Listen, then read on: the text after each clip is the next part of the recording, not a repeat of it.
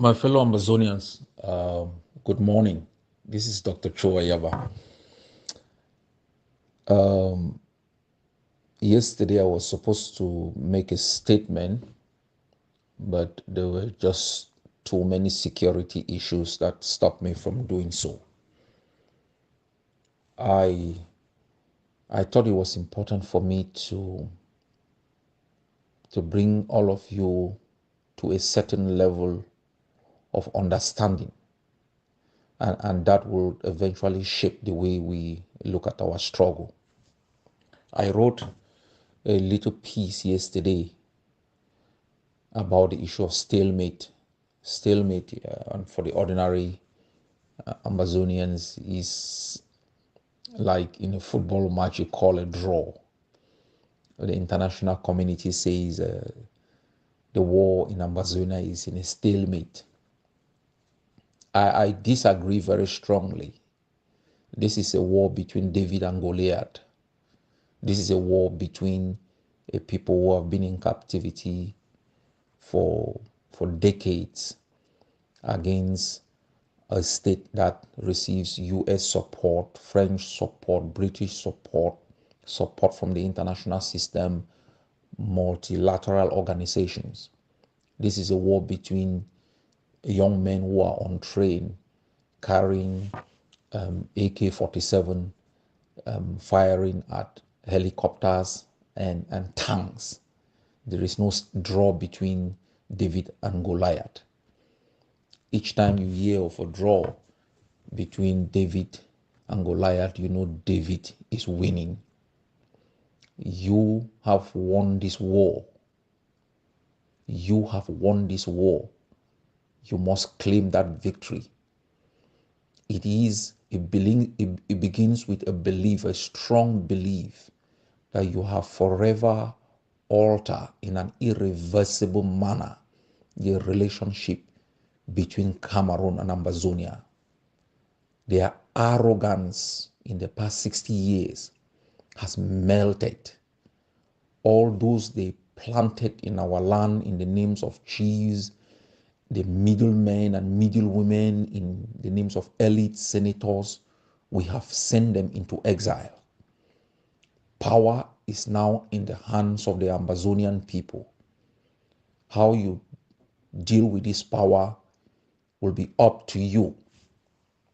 But I am very clear about what we should do with this power, how we should shape this power, how we should transform this power into opportunities. Each time in a war of liberation, where the enemy moves from believing in its power, in guns, in its authority, in colonial DOs and SDOs and chiefs, and turn into propaganda, it has lost. It has lost. It has been confused about the cosmetic measures it has put in place for 60 years that it used to destroy the Munas, the Fonchas, it used to destroy the John Frundis, the Elads, the Munzus. All those have not worked. The break out, break in enticement approach, where they believe that we were breaking out because we wanted an enticement to break back in, has not worked. They are faced with a reality they are not prepared for. And in every nook and cranny in which you are, take over your space and begin to implement and institute communal approaches to local governance. La République is not coming back. They can hide in armored cars. They can murder our people, murder our soldiers. But political occupation of Cameroon over Ambazonia has come to an end. Their enemy forces can hide in armored cars and barracks and set up checkpoints wearing bulletproof. We will kill them until they leave. Everybody has to know this. there will be no compromise, no middle ground until they evacuate the Ambazonian territory. Now, you must also understand the greater obstacle we face after the demise of political occupation are Ambazonian agitators and what I call the weaver birds. You must know what is going on. All through this struggle, or all through struggles of liberation, the international system and the opponent have always tried to use moderates to undermine strong nationalist position that will forever create justice. The case of South Africa is clear. We saw it in Indonesia using West Timorese to undermine East Timorese resistance. We've seen it in other countries. Ambazonia will not be different. We have watched in the past 7 years so-called Ambazonian leaders and weaver birds on social media. They have manipulated our people. They have blackmailed in the name of Cameroon. Everything they have done has been to serve Cameroon. It is not a disagreement between the nationalists and the conformists. There is no disagreement. They want to be put in a position of authority to inadvertently derail our struggle. That is what has been happening in the past 7 years. For anybody who understands parliamentary democratic rules, you will know that those who feel they are in the majority and need alliances to give them the portfolio of governance make simple compromises. We saw it in Germany between the SPD and the Green Party, where the SPD had the possibility of forming a government but need a coalition. It negotiated environmental policies, it negotiated economic policies, it negotiated structural policies, it negotiated power sharing.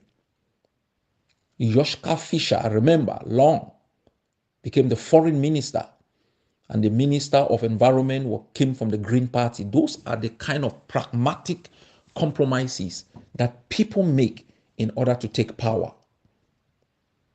In all liberation wars, you've seen that. We saw it in the Palestinian struggle. The PLO is a formation of different groups that came together to form the Palestinian Liberation Organization. The Eritrean Liberation Front is also an amalgamation of smaller groups. In Ambazonia, those who felt entitled to power could not make even the simplest of compromises. Why?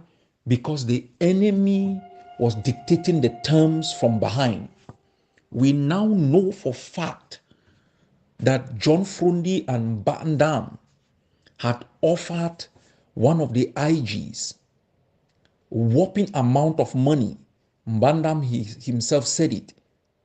I have not usually come out to confirm these things because of the nature of our struggle. John Frundi and Bandam provided large amount of money. Their sole aim was to destroy the ADF because they saw the ADF as an uncompromising, a force you cannot infiltrate, a force with a visionary political organization over it.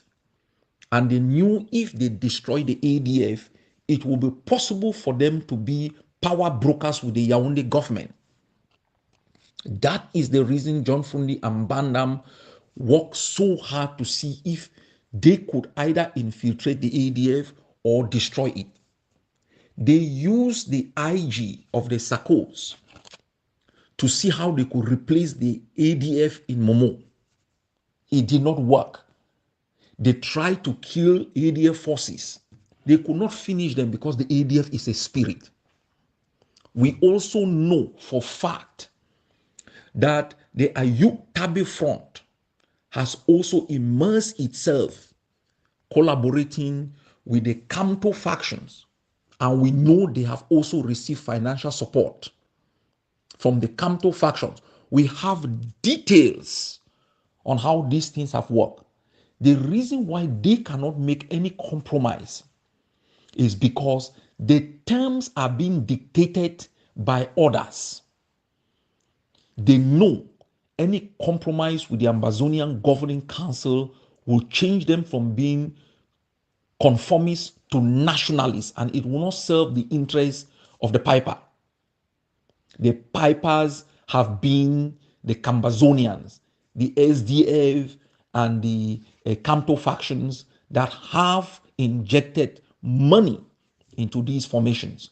We know for fact the CDC injection, those are not monies given without conditions. We know for fact that these so-called individuals and groups have now used social media activists as a platform to undermine the nationalist front.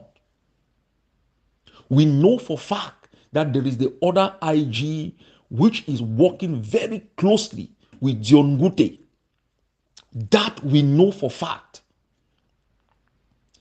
They cannot want us to collaborate because their pipers do not want them to sing the nationalist song. So when you hear these attacks on our forces, when you hear this denigration, when you hear this public attempt to discredit the Ambazonian resistance, even when we have made these gains, it is because of external influence. The international community has also been part of it.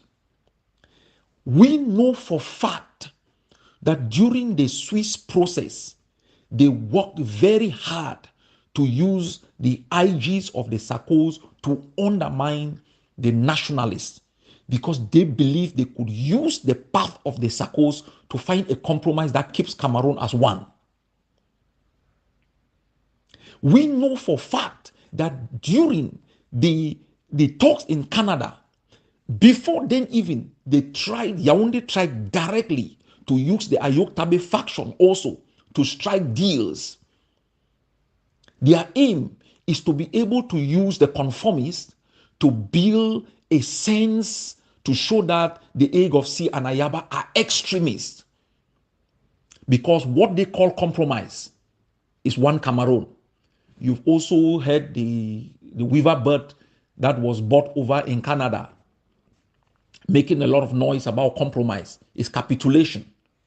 You will continue to see these things. We know the hand of the international community involved. We have the facts. In diplomatic meetings, questions have been raised that you see exactly where those questions are coming from. The strategy in the past 7 years.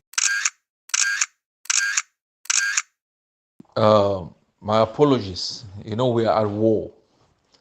Anytime the commander-in-chief can receive a call.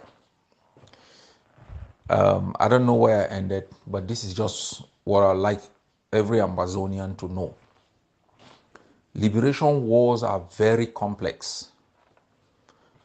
We call them a disruption to a state of things that have existed and perceived as normal.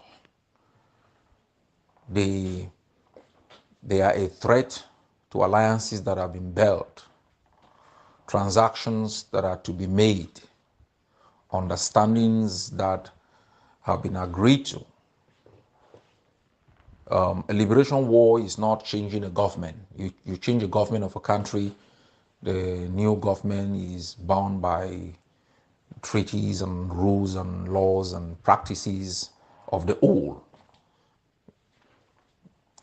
You liberate a country is a new dynamic. That's why occupiers fight to the bitter end. And we have a very cunning occupying nation that believes more in violence and corruption.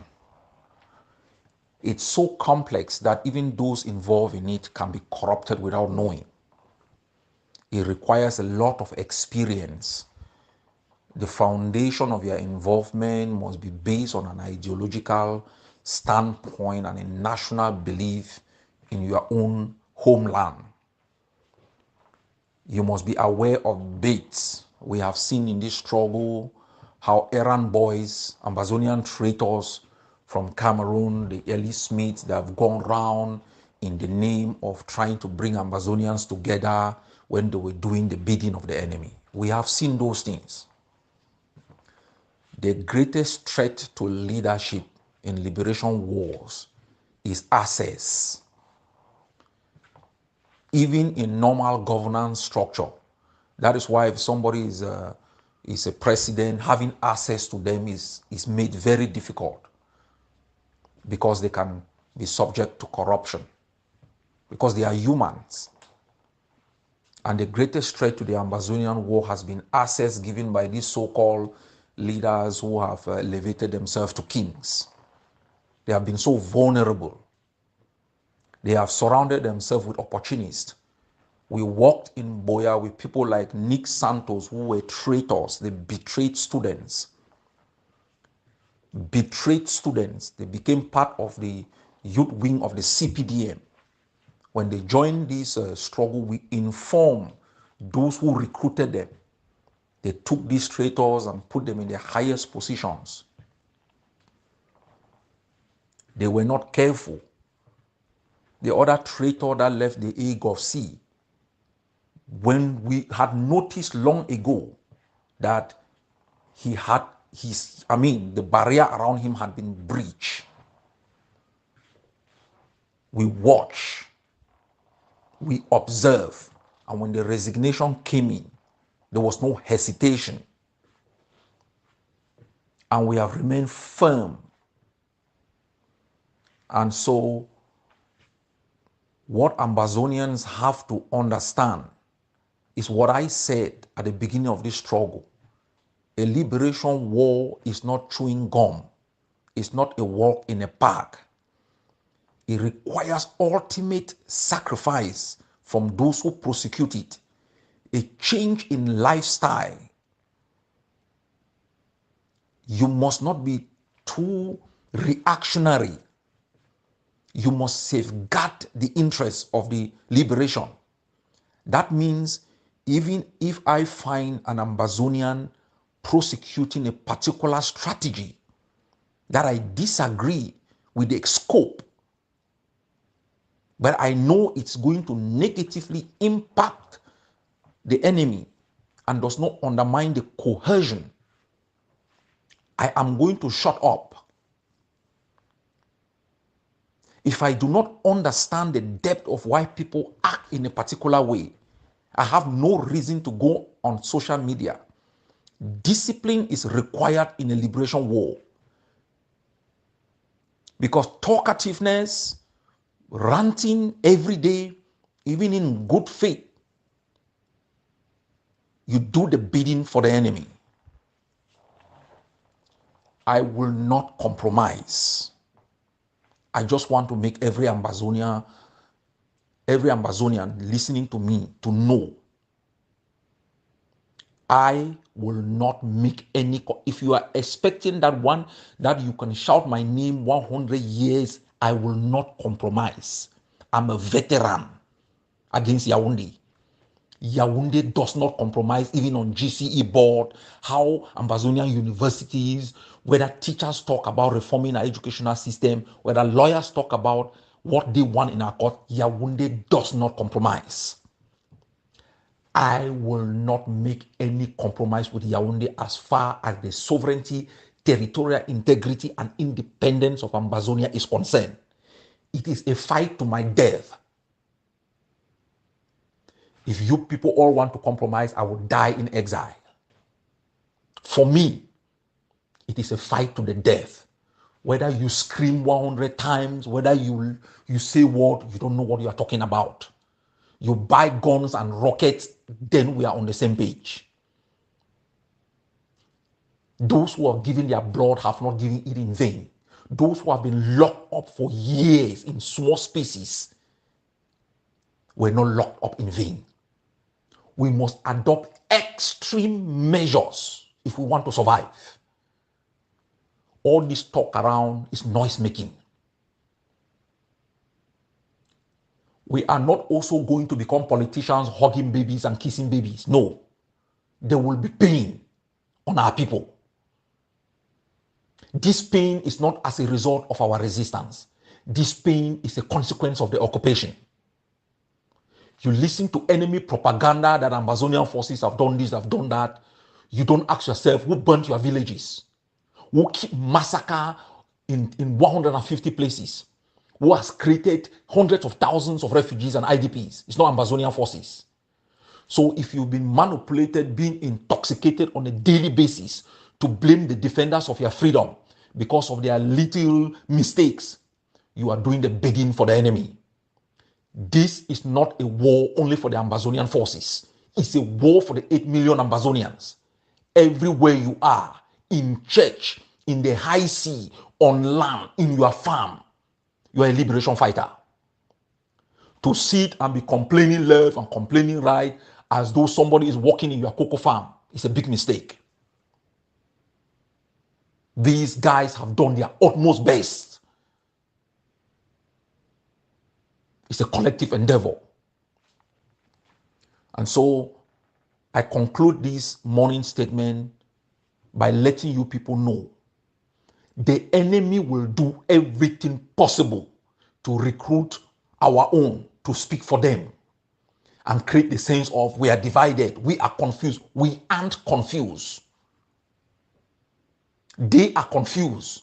Whether they want provinces, they want region, special status, bilingualism commission, international negotiation, whatever they want, they don't know. We want them to get the hell out of our land. However we deal with our internal dynamics is a cup of tea. And so if you're listening to me, you don't have a rifle in your house, buy one. If you are listening to me, you haven't paid your tax, pay it for us to provide you a rifle. This is not only a war to liberate ourselves, it's a war for our own very survival.